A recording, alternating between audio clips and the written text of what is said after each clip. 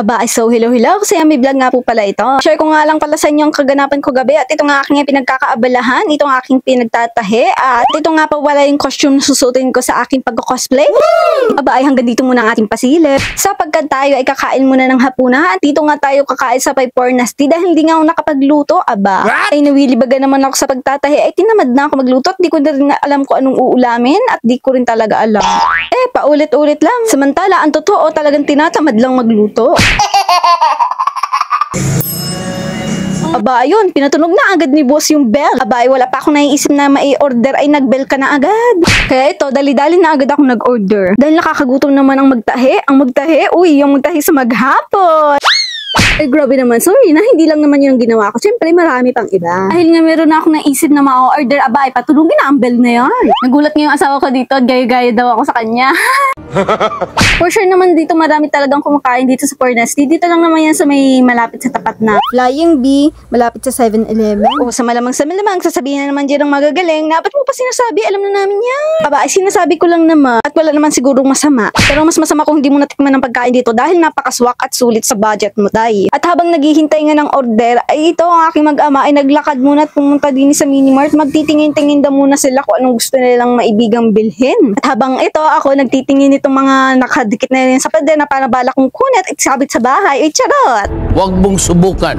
Aba, ito na nga lang aking ginawa. Nagsalamin na lang ako dito at nag-selfie-selfie kaysa naman kung ano pang maisip kong gawin. Ay, kasarap palang magtambay din habang nakaharap sa salamin. Ay, tamo ka, ay kaganda-ganda ko ba din Ay, pangarap ko man din magkaroon ng ganitong salamin ay kasi wari kay ito'y mahal.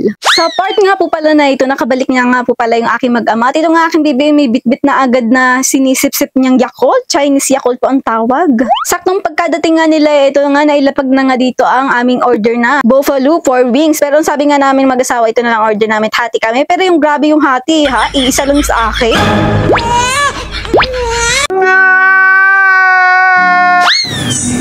Hoy. Stay.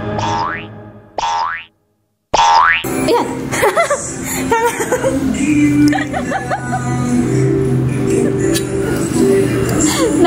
Laglag na. Dahil nga sa sobrang kalikutan na yan, pati ang short na laglag na, ay luwagbaga naman pati ang pinasuot ni Daddy. Ay nako. At sa habang nga ng aking paghihintay, dumating na din sa wakas ang pansit beho na favorite ni Sayami. Wow. Ay kung inyong mapapansin, ang dami ko ba yan naman itong sinandok? Aba, ay gutom na ako eh. Yun. O, diba? Ang sarap kumain. At dahil nga sa tapos na nga kami kumain, ay heto. Kami ay nag-ikot muna at naggala. Dahil naman 8:22 pa lang naman. Aba, mas maigi na magtingin-tingin muna sa paligid. At magpahangin sa gabi. Aba, ay minsan lang to.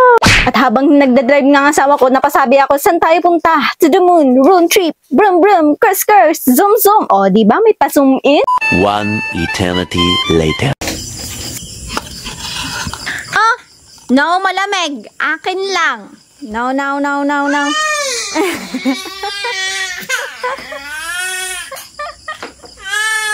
Ito ang pinakamahirap pag meron ka ng Junakis, talaga may inggit sa'yo, ay nako. At dahil gabi na nga, hindi ko nga binigyan dahil nga malamig at ayaw ko magkasipon ng baby ko. Kaya itong ginawa ko, binigyan ko na lang ng tubig niya. At mag-cheers. Cheers. Cheers. Cheers. O hala, hanggang dito na lang po. Kaya wag niyong kakalimutan mag-like and follow dito lang sa ating Sayami Vlog. Thank you for the watching. Bye-bye!